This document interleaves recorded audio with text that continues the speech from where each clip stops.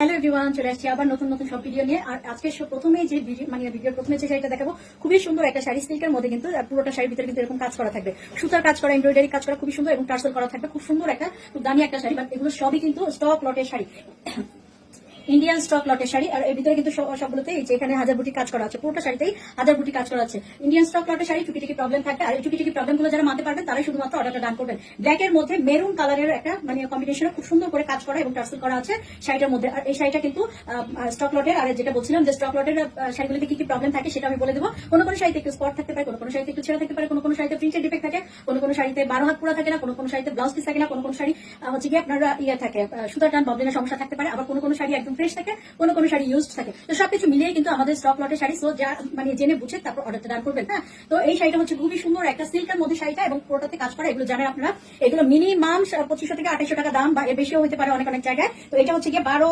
হাত প্লাসের, 12 হাতের একটা শাড়ি, 12 হাতের একটা শাড়ি। আর আজকে প্রত্যেকটা শাড়ি কিন্তু দিয়ে দেবো হচ্ছে গিয়ে 530 টাকা, 530 টাকা। বাট ফলোয়ার যারা আছেন তারা কিন্তু পেয়ে যাবেন মাত্র 50 টাকা লেসে, এবং শাড়িটার দাম আসবে মাত্র 480 টাকা।